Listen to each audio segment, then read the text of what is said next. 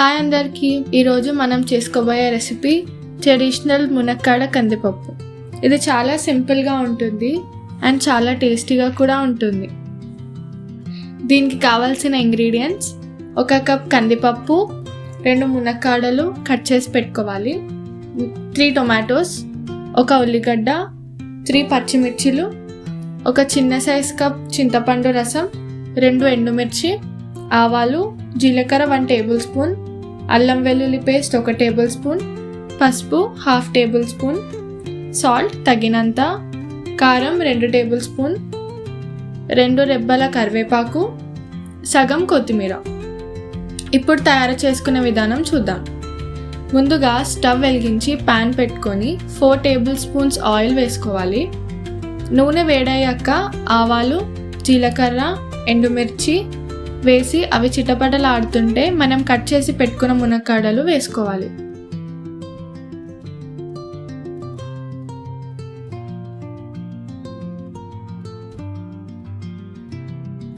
తర్వాత కట్ చేసి పెట్టుకున్న ఉల్లిగడ్డ మరియు పచ్చిమిర్చి వేసి బాగా కలుపుకోవాలి.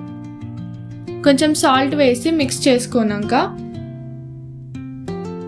అవి కొంచెం ఫ్రై అయ్యాక 2 స్మాల్ టేబుల్ స్పూన్ అల్లం వెల్లుల్లి పేస్ట్ వేసుకొని 1/2 టేబుల్ స్పూన్ పసుపు వేసి మనం కట్ చేసి పెట్టుకున్న టొమాటోస్ యాడ్ చేసుకోవాలి.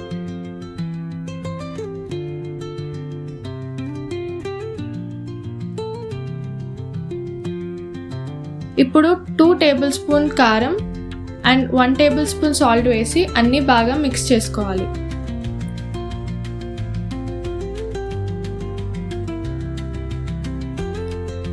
టొమాటోస్ మనం వేసిన స్పైసెస్తో బాగా మగ్గడానికి కోసం 5 minutes వరకు లిడ్ పెట్టుకొని ఉంచుకోవాలి. టొమాటోస్ మగ్గిన తర్వాత ముందుగా ఉడికించి పెట్టుకున్న కందిపప్పుని యాడ్ చేసుకోవాలి.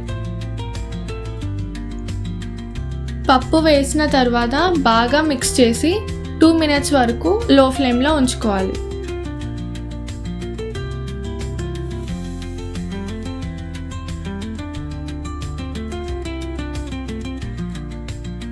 అప్పుడు చింతపండు రసం వేసి హై ఫ్లేమ్లో 5 minutes వరకు బాయిల్ చేసుకోవాలి. సాల్ట్ చెక్ చేసుకొని అవసరమైతే ఇంకా కొంచెం యాడ్ చేసుకోవచ్చు. 5 minutes తర్వాత కొత్తిమీర వేసి గార్నిష్ చేసుకొని బౌల్లో సర్వ్ చేసుకోవాలి. అంతే, ఎంతో రుచికరమైన మునక్కాడ కందిపప్పు రెడీ అయిపోయింది. ఈ రెసిపీ మీకు నచ్చినట్లయితే లైక్, షేర్, కమెంట్ చేయండి. ఇలాంటి ఇంకా రుచికరమైన రెసిపీస్ మీకు కావాలంటే మా ఛానల్ దేశీ డిషెస్ 777ని సబ్స్క్రైబ్ చేయండి. అంతవరకు థ్యాంక్ యూ.